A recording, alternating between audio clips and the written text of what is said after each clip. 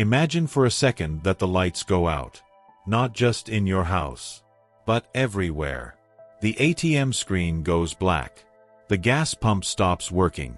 The notification on your phone that says your paycheck was deposited never comes. Most people think the global economy is a permanent machine. A solid structure that might shake a little, but will never fall. They are wrong. We are living through the final days of an era. We are watching the end of the financial world as we know it. And the terrifying part isn't that it's happening. The terrifying part is that the math guarantees it is mathematically impossible to stop. What we are seeing right now, the inflation, the wars, the political chaos, these aren't random events. They are the sounds of the foundation cracking. We are standing on the edge of a cliff, and the ground is crumbling beneath our feet. Before we go any further into the dark reality of what is coming, I need you to make a choice. Most people will close their eyes and hope for the best.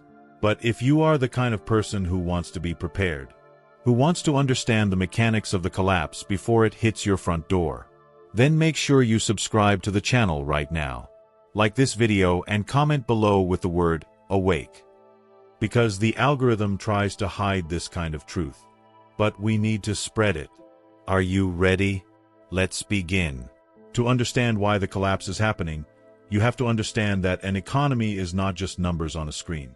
It is an energy system. It is a trust system. And right now, both of those are breaking.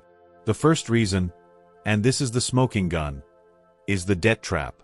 We need to talk about the math. Because the math doesn't care about your feelings. It doesn't care about your political party. The global debt has reached levels that are not just high. They are incomprehensible. We are talking about $307 trillion of global debt. That is a number so big the human brain cannot actually process it. Let me put it in perspective for you. If you started counting to 1 trillion, 1 second at a time, it would take you 31,000 years. We are hundreds of trillions in the hole. For the last 40 years, governments around the world have played a game. When they ran out of money, they just borrowed more. They printed more. They kicked the can down the road. But eventually, you run out of road. And we have reached the dead end. Look at the United States, the engine of the global economy. They are adding $1 trillion in debt every 100 days. Think about that speed. Every 3 months, another trillion. This is not sustainable. This is terminal. It is the economic equivalent of stage 4 cancer. And here is why it matters to you. When debt gets this high, the government has only 2 choices. Choice number 1. They can default. They can simply say, we aren't paying it back. If they do that, the banking system collapses instantly. Your savings vanish. Supply chains stop. It is total anarchy. So they won't do that. They will choose option number 2. They will print the money to pay the debt. They will create trillions of new dollars, or pounds, or euros, out of thin air. And when they do that, the money in your pocket dies. It loses its value. This is why your grocery bill is doubling. This is why you can't afford a house. It's not corporate greed. It's not bad luck. It is the dilution of your life energy. They are stealing your wealth by destroying the currency. And the scary part? They can't stop. Because the interest payments on the debt are now so high, they have to print money just to pay the interest. The US government now spends more on interest payments than it does on its entire military. They are borrowing money to pay off the interest on the money they already borrowed. It is a death spiral. And once a nation enters a debt spiral, history tells us there is only one way out. Collapse. A complete reset of the currency. This is the first nail in the coffin. But it is not the only one. This brings us to the second major fracture in the global system. The end of cheap energy. You see, money is just a claim on energy. Everything you own, everything you eat, every product you buy, it all requires energy to produce and move. For the last 100 years, we have lived in a fantasy land. We had access to cheap, easy-to-get oil. You put a straw in the ground in Saudi Arabia, and liquid gold came shooting out. It was cheap energy. And cheap energy creates cheap products. It creates economic growth. It allows us to have massive cities and global trade. But the party is over. We have picked all the low-hanging fruit. The easy oil is gone. Now, we have to drill miles under the ocean. We have to fracture rocks deep underground. We have to process heavy, dirty sludge. It takes more energy to get the energy. This is a concept called EROI. Energy return on investment. In the 1930s, for every 1 barrel of oil you used to drill, you got 100 barrels back. It was 100-to-1 return. It was a jackpot. Today, in many places, it's 10-to-1 or 5-to-1. The profit margin of civilization is shrinking. And this is happening right when the world wants to transition to green energy. But here is the brutal truth they don't tell you on the news. Wind and solar cannot replace the density of oil. Not yet. Maybe not ever. So we are trapped. We have an economy that requires infinite growth. But we live on a planet with finite cheap energy. When the cost of energy goes up, the cost of everything goes up. This isn't just inflation. This is structural scarcity. We are entering an era where things aren't just expensive. They are unavailable. Look at Europe. They lost their cheap Russian gas. And what happened? Their heavy industry started shutting down. Germany, the manufacturing powerhouse of Europe, is deindustrializing. Factories are closing. Chemical plants are moving. Because without cheap energy, the math doesn't work. This is the future for the rest of the world. A slow, grinding suffocation of the productive economy. We are moving from an age of abundance to an age of scarcity. And our financial system is not built for scarcity. It is built on the assumption that tomorrow will always be bigger than today. When that assumption breaks, the financial markets break. Now, combine the debt crisis with the energy crisis, and you get the third massive threat: the breakdown of global supply chains. This is the argument for de-globalization. For 40 years, we lived in a world without borders. A seamless global machine. You could design a phone in California, mine the cobalt in Congo, refine it in China, assemble it in Vietnam, and sell it in London, all within weeks. It was efficient. It was cheap. But it was fragile. It relied on one thing: peace. It relied on the United States Navy protecting the oceans. It relied on countries getting along. That era is dead. The world is fracturing into blocks. We are seeing the return of walls, the return of tariffs, the return of nationalism. Look at the Red Sea. A few rebels with cheap drones were able to shut down one of the most important shipping lanes on Earth. Look at the Panama Canal, drying up due to drought. Look at the tension in the South China Sea. The arteries of global trade are clogging up. And when trade stops, efficiency dies. Companies are realizing they can't rely on a factory 10,000 miles away. So they are bringing factories home.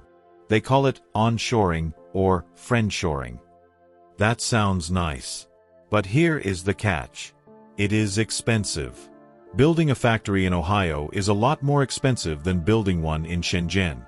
Paying an American or European worker costs 10 times more than paying a worker in Southeast Asia. So what does that mean for you? It means higher prices. Permanently. The era of cheap goods at Walmart and Amazon was a historical anomaly. It's over. You are going to pay the real price of things now. And that price is going to shock you. This de-globalization is like taking a complex machine and smashing it with a hammer, then trying to glue the pieces back together. It won't work the same way. It will be slower, clunkier, and much more expensive. This rewiring of the world adds massive inflationary pressure just as the debt is exploding. It is a perfect storm. But there is a fourth horseman in this apocalypse. And this one is slow, silent, and absolutely deadly. It is demographics. For centuries, the global economy relied on a simple pyramid scheme. Lots of young people at the bottom. Working, spending, paying taxes. And a few old people at the top, retiring. The young paid for the old. It worked perfectly. Until now. The world is running out of people. Not everywhere, but in the places that drive the economy. Look at the numbers. They are terrifying. China, the factory of the world, is shrinking. Their population has peaked. They are aging faster than any society in human history. By the middle of this century, China will lose hundreds of millions of people. Who is going to make the iPhones? Who is going to assemble the cars? Japan is already dying. Europe is turning into a retirement home. Even the United States is seeing birth rates collapse. Why does this matter to the economy?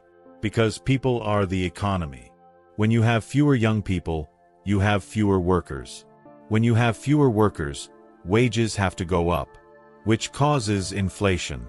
But it gets worse. Who buys houses? Young people. Who buys cars? Young people. Who starts businesses? Young people. When that generation shrinks, demand shrinks. The housing market relies on a steady stream of new buyers. If those buyers aren't born, who are you going to sell your house to in 20 years? The value of assets depends on someone else buying them. We are facing a future of empty houses and empty factories. But the most immediate problem is the pension system. Social Security. National Health Services. These systems were designed when there were 10 workers for every one retiree. Soon, there will be 2 workers for every one retiree. The math doesn't work. It is physically impossible for those 2 young people to produce enough wealth to support themselves and the retiree. So what happens? The government will have to print more money to fill the gap. More inflation. Or they will have to cut benefits, which leads to poverty for the elderly. This demographic collapse is baked in. You cannot fix it today. Even if everyone started having 5 kids tomorrow, it would take 20 years for those kids to enter the workforce. For the next 2 decades, we are facing a labor shortage that will strangle economic growth. We built a system that requires infinite population growth. And now we have hit the wall of biological reality. The engine has no more fuel. Now, let's look at the 5th reason. The geopolitical fracture. The end of the American empire and the rise of a multipolar world. For 80 years, the US dollar was the king. It was the global reserve currency. If you wanted to buy oil, you needed dollars. If you wanted to trade wheat, you needed dollars. This gave the United States a superpower. They could print money, and the rest of the world would absorb it. It allowed Americans to live beyond their means. But the world is waking up. They are tired of this system. They are tired of the US weaponizing the dollar. When the US froze the Russian central bank assets in 2022, a shockwave went through the world. Every country paused and thought, if they can do that to a nuclear power like Russia, they can do it to us. Trust was broken. Now, we see the rise of BRICS. Brazil, Russia, India, China, South Africa, and their new members. They are building a parallel system. They are trading in their own currencies. Saudi Arabia is selling oil to China in yuan. India is buying oil in rupees. This is a direct attack on the petrodollar system. Why does this matter to you? If the demand for dollars drops, the value of the dollar drops. All those trillions of dollars held overseas will come flooding back home. It will cause hyperinflation in the West. It will lower the standard of living for everyone in the US and Europe. We are watching a global divorce. The East has the factories, the workers, and the resources. The West has the debt, the financial services, and the aging population. Who do you think wins that war in the long run? Central banks around the world are buying gold at record paces. Why? Because they know paper money is becoming worthless. They are preparing for a reset. They are preparing for a world where the dollar is just another currency, not the king. This geopolitical tension leads to wars. Hot wars. We are already seeing it in Ukraine, in the Middle East. War is the most inflationary event possible. It destroys resources. It disrupts trade. and it forces governments to print money to fund the fighting. We are entering a cycle of conflict that will drain the global economy of its remaining strength. This leads us directly into reason number 6. The asset bubble. Specifically, the everything bubble. Because of the cheap money printed over the last decade, asset prices have detached from reality. Look at the stock market. It keeps hitting all-time highs even though the real economy is struggling. How does that make sense? It doesn't. It is an illusion. The stock market is rising because the money is worth less, not because the companies are worth more. It is a hallucination fueled by liquidity. But the scariest bubble is commercial real estate. Office buildings in major cities are sitting empty. Remote work changed everything. But the owners of these buildings still have massive loans to pay. Hundreds of billions of dollars in commercial real estate loans are coming due soon. And the buildings are worth half of what they used to be. The banks that lent that money are sitting on a time bomb. When these loans default, regional banks will fail. We saw a glimpse of this in 2023. But that was just the tremor. The earthquake is still coming. And it's not just offices. It's the housing market. Prices are so high that normal people cannot buy. When the buyer pool disappears, prices must eventually correct. But because the debt is so high, a correction in prices puts everyone underwater. If house prices drop 20%, millions of families owe more than their house is worth. They are trapped. The financial system is built on collateral. Real estate is the main collateral. If the value of the collateral drops, the banks become insolvent. It is 2008 all over again, but on a much larger scale. In 2008, the government could bail out the banks because the government had credit. Now, the government is broke. Who bails out the government? Nobody. There is no backstop this time. When this bubble bursts, it will vaporize trillions of dollars of perceived wealth. Pension funds will be wiped out. Retirement accounts will vanish. It is the evaporation of the illusion of wealth. We have talked about the math, the energy, the trade, the people, the wars, and the bubbles. But there is one final factor. The most unpredictable one. Reason number 7. The psychology of panic and social unrest. An economy is not a machine. It is a collection of humans. It runs on confidence. It runs on the belief that tomorrow will be okay. When that belief dies, the system collapses overnight. We are seeing a breakdown of the social contract. People are angry. They are working harder than ever, but falling further behind. They see the rich getting richer while they can't afford eggs. This creates political polarization. It creates extremism. It creates riots. Look around the world.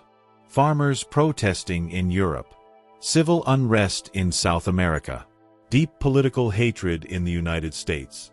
A divided country cannot stand. And a divided country certainly cannot handle an economic depression. When the crisis hits, will people come together to solve it? No. They will turn on each other.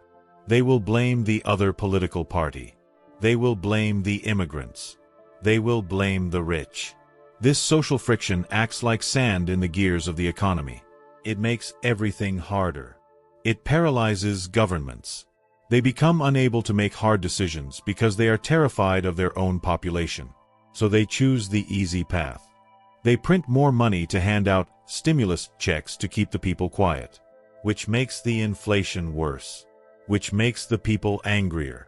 It is a feedback loop of doom. The psychological breaking point is approaching.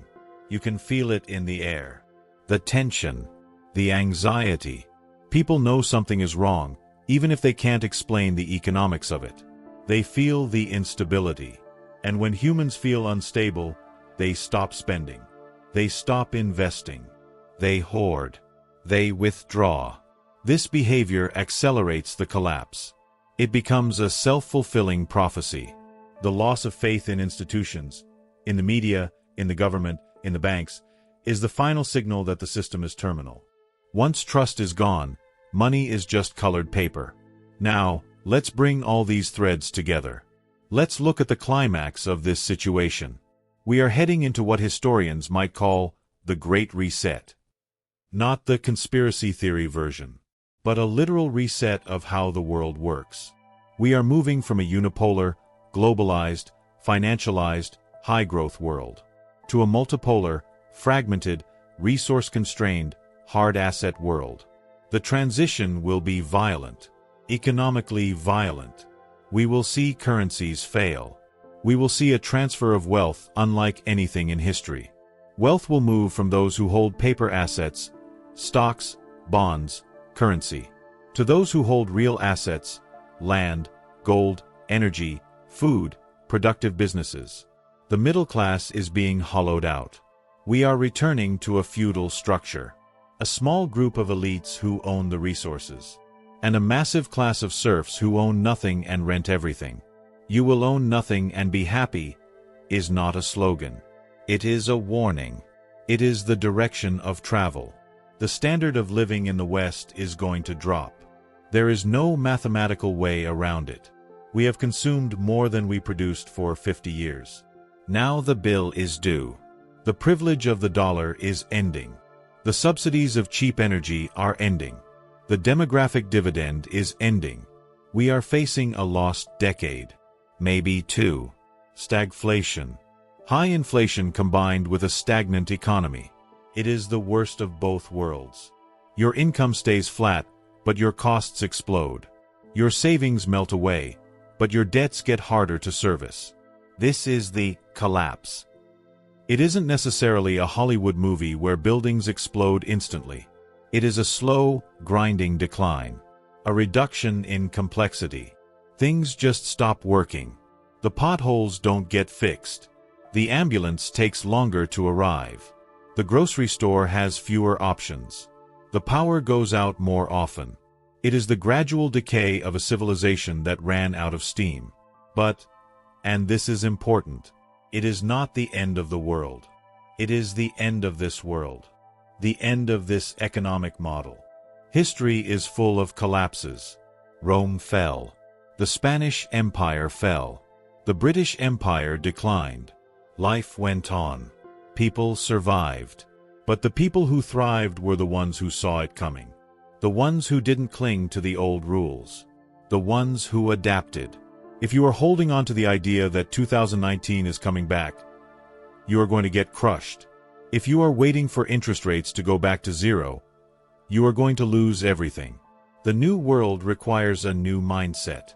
It requires self-reliance. It requires understanding true value. It requires community. The government cannot save you.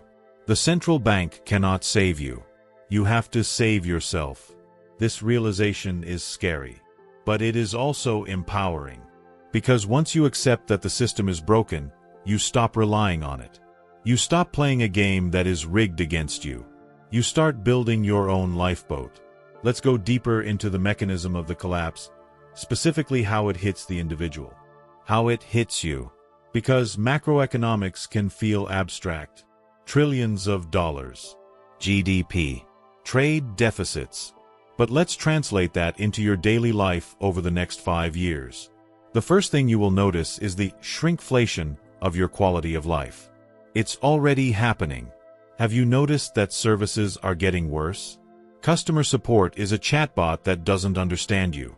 Wait times are longer. Products break faster. This is the result of the resource crunch we talked about. Companies are cutting corners to survive. This is called capital consumption. We are eating the seed corn. We are not investing in maintaining our infrastructure because we are too busy paying off debt. Imagine a bridge. It needs maintenance every 10 years. But the city is broke. So they delay it to 15 years. Then 20. The bridge is still standing. It looks fine. But internally, the metal is rusting. The concrete is fracturing. One day, a heavy truck drives over it, and the whole thing snaps. That bridge is our entire economy. The electric grid. The water pipes. The internet infrastructure. It is all aging. And we do not have the capital or the skilled labor to fix it all. So we will see more accidents. More outages. More systemic failures. This is what collapse looks like on the ground. It is inconvenient, it is frustrating, and it is dangerous. Then there is the job market. We are facing a weird paradox. We have a labor shortage in skilled trades, plumbers, electricians, builders. But we have a surplus of email jobs. White-collar middle management. AI is coming for those jobs. If your job involves sitting at a computer and processing information, you are in danger. The collapse will wipe out the artificial layers of the economy. The consultants, the administrators, the middlemen. The market will strip down to what is essential: food, energy, shelter, security, healthcare. If you provide value in those sectors, you will be fine. You might even get rich. But if your livelihood depends on the excess of a bubble economy, you need to pivot fast. The days of easy money in tech startups or speculative finance are fading. We are returning to a tangible economy. Can you fix things? Can you grow things? Can you build things? Can you heal people? These are the skills of the new era. The collapse creates a filter. It filters out the fake from the real. It exposes who has actual skills and who is just riding the wave of cheap credit. This is a harsh reality check. But it is better to face it now than to be blindsided by it later. Let's talk about the banking system again, because this is where the trigger will likely be pulled. The banks are holding bonds that have lost value. They are holding commercial real estate loans that are bad. They are hiding these losses. But truth always surfaces. When the next banking crisis hits, it will look different than 2008. In 2008, they did a bailout. They gave money to the banks. This time, they might do a bail-in. Do you know what a bail-in is? It means they take the depositor's money to save the bank. It happened in Cyprus. It is legal in many Western countries. Your money in the bank is technically a loan to the bank. You are an unsecured creditor. If the bank goes down, you are in line with everyone else. This is why people are looking at alternatives. Bitcoin, gold, silver, assets that have no counterparty risk, assets that you actually own. If you hold your wealth in a system that is insolvent, you are betting that the government will save you. But we already established, the government is the one with the biggest debt problem. They are the arsonist, not the firefighter. Diversification is no longer just a financial strategy. It is a survival strategy. You need to be diversified outside of the system, outside of the dollar, outside of the banking grid. This isn't paranoia. This is insurance. You buy fire insurance for your house, not because you think it will burn down tomorrow, but because if it does, you don't want to be homeless. This is fire insurance for your financial life. Another aspect of the collapse is the psychological toll on society. We touched on unrest, but let's look at mental health. Financial stress is the #1 killer of marriages. It is a leading cause of depression. As the pressure mounts, society becomes more volatile. Crime rates usually rise during economic downturns. Not just theft, but violent crime. Desperation makes people dangerous. This means security becomes a commodity. Gated communities. Private security. The separation between the haves and the have-nots becomes physical. We see this in countries like Brazil or South Africa. High walls. Electric fences. This is coming to the West. The trust society is ending. A low-trust society is expensive. You have to spend more on locks, on guards, on lawyers, on verification. Everything slows down. Every transaction becomes suspicious. This friction slows economic growth even further. It creates a downward spiral. Poverty breeds crime. Crime breeds distrust. Distrust breeds economic stagnation. Stagnation breeds more poverty. Breaking this cycle is incredibly difficult. And history shows that usually, it requires a strong, sometimes authoritarian, hand to restore order. This is the political danger. When people are scared and broke, they vote for strongmen. They vote for dictators who promise to fix everything. They trade their freedom for security. We are seeing the rise of populism globally. Left-wing populism. Right-wing populism. It doesn't matter the flavor. The mechanism is the same. The system is broken. Give me power and I will smash the enemies. This leads to policy volatility. Laws change overnight. Taxes change overnight. Borders close overnight. For an investor or a business owner, or just a head of a family, this unpredictability is a nightmare. You cannot plan for the future when the rules of the game change every week. So, is there any good news? Is there any light at the end of this very dark tunnel? Yes. But you have to look for it in the right places. Chaos is a ladder. Disruption creates opportunity. When the old dinosaurs die, they make room for new life. The collapse of the globalized, debt-based model will pave the way for something more local, more resilient. We will see a return to community economies, local food production, local manufacturing, repair culture. Instead of buying a new toaster every 2 years, you will buy a good one that lasts 20 years. We will move away from a disposable culture. This is actually better for the planet. It is better for the soul. We will rediscover the value of craftsmanship, of quality over quantity. The economy will shrink in dollar terms, but it might grow in value terms. We might have less stuff, but better relationships. Less travel, but deeper roots. This is the optimistic spin. But it requires a painful transition period. The transition is the storm we are walking into. You cannot skip the storm. You have to go through it. And the ones who make it through are the ones who are mentally tough. Resilience is the most valuable currency of the future. Can you handle a setback? Can you adapt when your industry disappears? Can you live with less luxury? Those who are addicted to comfort will suffer the most. Those who find joy in simplicity and struggle will thrive. This is a spiritual battle as much as a financial one. It is a test of character. Let's look at the technological wild card. Artificial intelligence and robotics. Some say this will save us. They say AI will create so much productivity that it will solve the debt crisis. It will invent new materials. It will optimize energy grids. Maybe. But technology is a double-edged sword. It is deflationary. It drives prices down. But it also drives wages down for many people. If AI does half the work, do we get paid the same? Probably not. We might see a scenario where the GDP goes up, but the average person is broke. A hyper-efficient economy with mass unemployment. This forces a conversation about things like universal basic income. Free money from the government.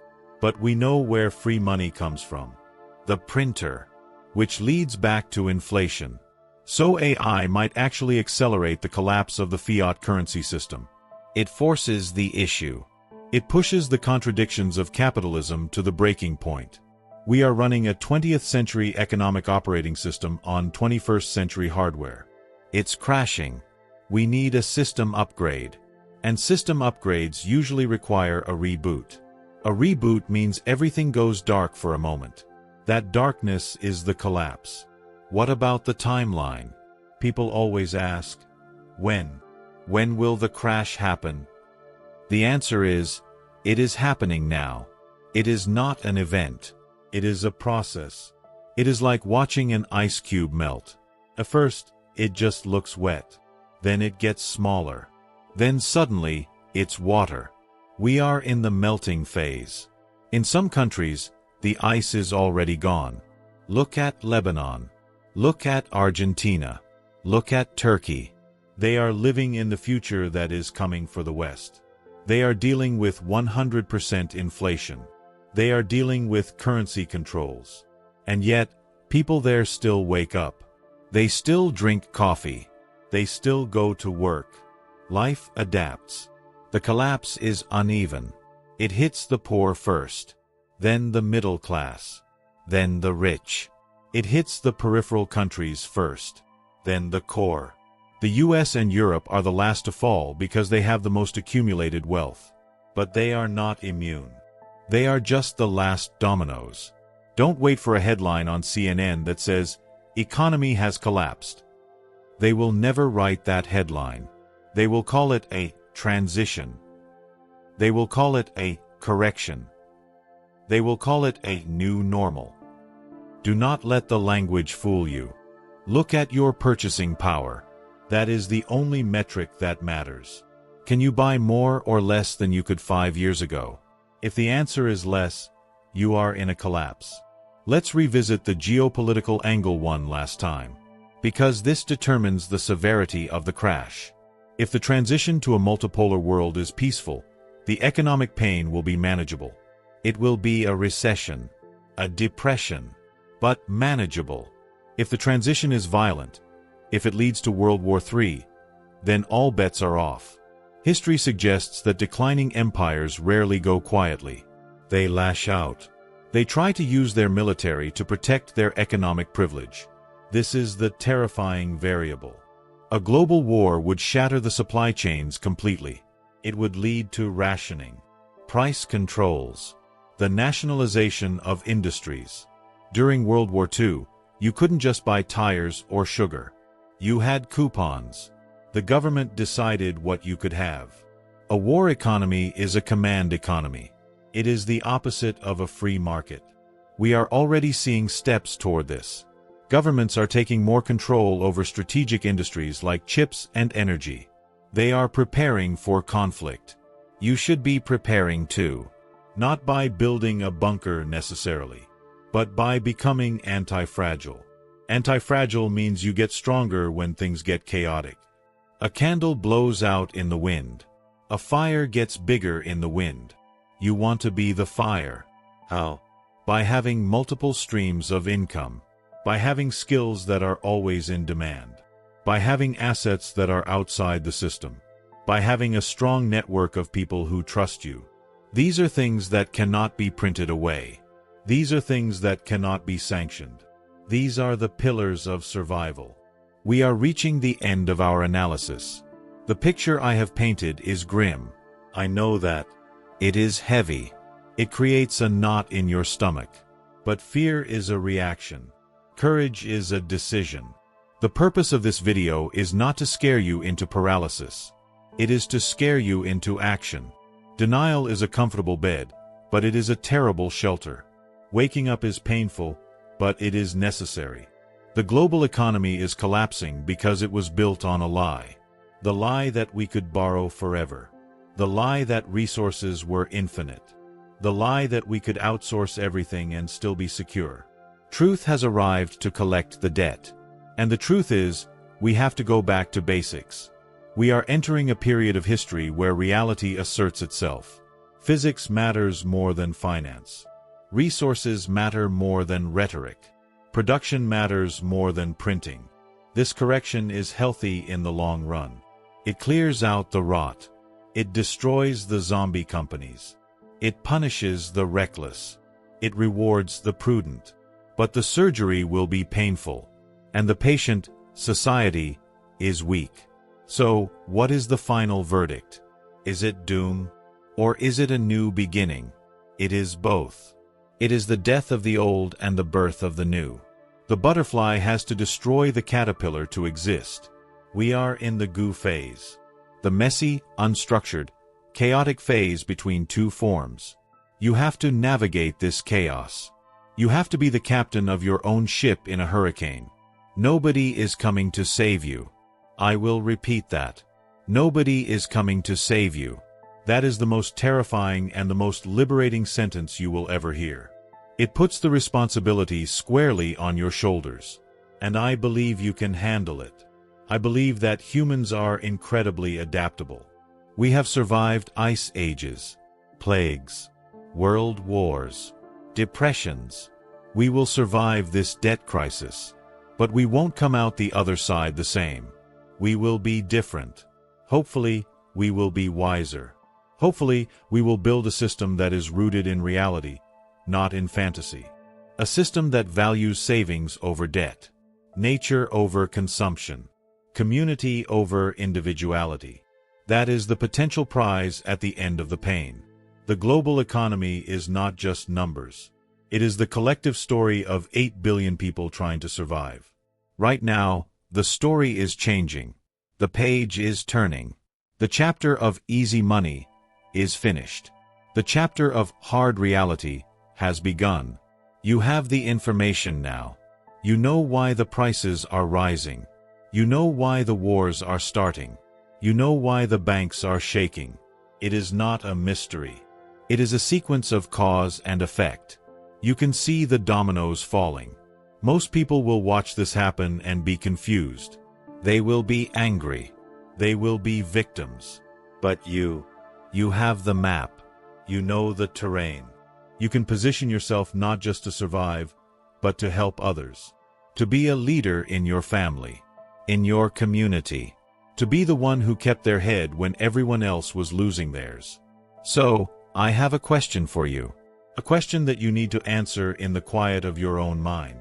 When the history books are written about this era, when they talk about the great transition of the 2020s, will you be the person who was crushed by the collapse? Or will you be the person who saw it coming and built something new from the ashes? The choice is not up to the Federal Reserve. It is not up to the politicians. It is up to you. Thank you for watching. If you found value in this deep dive, if you want to continue exploring the history and future of our world with truth and courage, then click on the video that is on your screen right now. It continues the story. It gives you the next piece of the puzzle. Stay curious. Stay prepared. And I will see you in the next video.